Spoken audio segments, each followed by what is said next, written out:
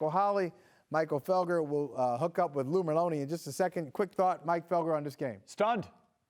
I thought the Red Sox were going to roll through this one, and they really should have. They had many opportunities. Oh, God, they had action on the bases all night long. They left 9 runners in scoring position, 0 for 8 with runners in scoring position. So they didn't have the offensive explosion they had the last couple of nights. They easily could have. They just didn't get that big at-bat. They didn't get that big blow.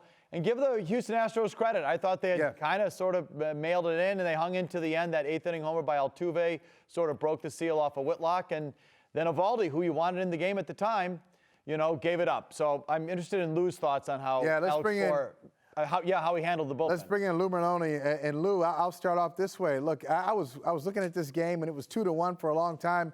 And I'm thinking, whoever loses this game is just going to be devastated. I thought it was going to be a one-run game. Obviously, it got out of control in the 9th inning. But as Felger said, it felt like a really big squander from the Red Sox. What say you? Yeah, actually, they finished 0 for 9, right? I know that last inning maybe left the guy on with guys in scoring position. But in the first inning, the second inning, I think the 4th or 5th, they had opportunities to kind of pour on, right? And rather than be up 2-1, be up 4-1, it makes all the difference in the world. They didn't come up with that big hit like you saw kind of like exploding, right, in the last 2 games. So, the offense didn't pile on, but you had the guys you wanted. It's amazing to me, like, the reaction of, like, bad move bringing in Eovaldi. Like, if they didn't bring in Eovaldi, it would have been a bad move not bringing in Eovaldi, right? You had Whitlock for a couple innings. He gives it up. And then Eovaldi comes in, he gives it up. You can talk about Laz Diaz all you want, but Eovaldi was the one that hung a really bad split, in that at-bat to the catch of Castro. So it just didn't work out. You didn't add on, and the pitchers you relied on late, kind of like game 1, just didn't really finish. Okay, we'll get to Laz Diaz, and we will get to all of this. But overall, and I agree. I have no problem with Whitlock there. I thought bringing Eovaldi out in that spot, I love that move.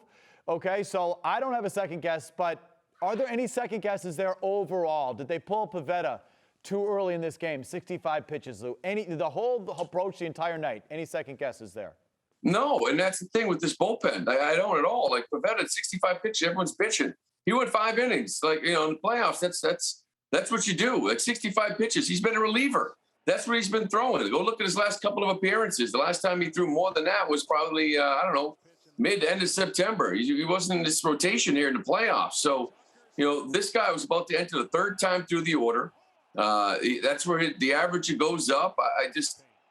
It's one of those things where, like, as well as I do, if they left him out there to face that top of the order 3rd time through and they gave it up, we'd be bitching about Cora leaving him in too soon. No, he gave you what you needed. You had it set up, right? You had Taylor and Ottavino for these righties and lefties matchup to give you 1. Whitlock for 2, Eovaldi to close. That was the plan. They just didn't get it done.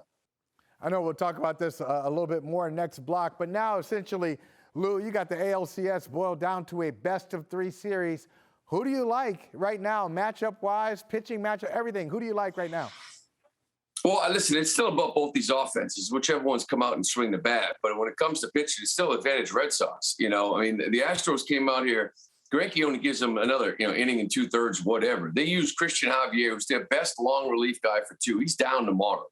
They come in and bring their closer in, Graveman, for 2 innings. I don't know how if he throws tomorrow. So, you got tomorrow basically Sale, which you don't feel good about. You got Houck. They don't have a Houck. They got nothing. They got Odorizzi, who you already pounded. So, that's pretty much what this game's going to come down to. If offenses do what they got to do, it's Houck versus Odorizzi. I do want to go back to Eovaldi, and I just want to ask about, now he was warming up, and I think he was up when Altuve hit the homer. Maybe you can correct me if I'm wrong on that, but the situation does change. So he's there to close. Now it becomes a tie game as opposed to a closing situation. We know that traditional closers, that sometimes messes them up, right? If it's not a save situation, they're not the same guy. Does that change their thinking? Should that change their thinking on Eovaldi in the 9th? No, I don't think it should. Obviously, at home, you're not waiting to get the lead, to bring you closer in, So, what you have is, you get 9-1-2-3. That's kind of, what you're looking for in the bottom of the 9th. So you bring Eovaldi in to keep this game tied. So you can get Kike and you can get Schwarber and you can get these guys, the Hogarths, up at the plate. You're trying to keep the game where it is. And And Laz Diaz sucked. I mean, let's be honest with you. He was awful all night long. And that was a bad pitch. I mean, a bad call. It should have been strike 3. But Laz Diaz didn't hang the split to Castro. He just didn't. It was an awful pitch. Well, I mean, let's see it. Since you're talking about Sarah, if you can roll it in. This is the 1-2 pitch that everyone's going to be talking about. It definitely got the plate. They showed the replay from behind home plate. It clearly got the plate. And then, the next pitch, he laces for that single. Was it high, Lou? Here's the thing. It's a borderline strike. Let's not pretend like this is right down the middle. Okay, I'll admit it. All right, everyone's bitching and moaning about the bad call. He's been awful all night long. It was borderline. Okay, you've seen that ball call the ball before. So he could have called it a strike, right? It would have been outstanding. He could have walked off the mound, place would have went nuts. There's no question about it. But that wasn't the worst call of the night. I know the situation made it the worst call of the night, but it was borderline. I would have liked to have seen him call it. Let me just say, Mike, before you ask the next question, ESPN, according to ESPN stats and information, Laz Diaz missed 23 calls tonight. That feels like a lot. Only 23 errors from your umpire, right? But Lou, since we already started the woulda, coulda, shoulda game, let's keep going with it. Obviously, the 9th inning just got out of control. But if you're looking at it from a Red Sox perspective, where was the turning point in the game where you looked at it and said, man, they really should have had that, or they could have been up in this situation? Was there a turning point in the early innings where you said, what a missed opportunity? I think Schwarber kind of coming up the plate, and you just sort of sitting there thinking, okay, you can drive this run in. It was a man on third base. I forget what the situation was. We just sort of like, okay, there's that run to tag on, right? That's the run you're looking for. I felt like even in like that first inning, after the 2-run bomb, you had a couple guys on. You had 2 more guys on in the second inning. That's what we've seen the last 2 nights. With 2 outs, they don't strand the runners. With 2 outs, it's a double in the gap. It's a home run, and it's a 5-1 game. And now you're starting to feel pretty good about yourself. That was the one right there with Schwarber, man on third base. He caught that hanging slider off the end of the bat. I felt like that was the point where it just sort of got away from you as far as adding on to the offense. All right, listen, Lou, I promise you I am not one of those get off my lawn guys. I'm not going to come to your neighborhood and preach to you about the way baseball used to be. But Felger asked you about Nick Pivetta, and it was just 65 pitches from Pivetta.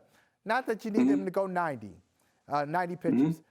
But is there any thought that, hey, let's just go batter by batter with him and see if he can get 2 more outs for us, even though he usually doesn't go this far? Do you have that kind of thought there? I mean, he was pitching so well, and it didn't look like he was falling off. Any second guess there? Yeah, I mean, you could second guess it, but remember, it's his first start of the postseason. You know what I mean? He's been a reliever for you. So the first start, Brantley, Bregman, Alvarez. Like, that was the order, I believe, that Taylor got there in that 6th inning. He leads off. Brantley was second in the league in hitting. We know what Bregman is, and Alvarez hit 33 bombs. I can almost guarantee your ass that if he went out there and gave up a solo shot, people be bitching about Alex Cora leaving him in too long. This guy's been a reliever. How dare you try to go 6? So I can't, with a well-rested bullpen. That's the biggest key. It's a well-rested bullpen. I can't complain about him, like, not going up against, I think, okay, so it was Alvarez, whoever it might have been, but it was lefty, righty, lefty.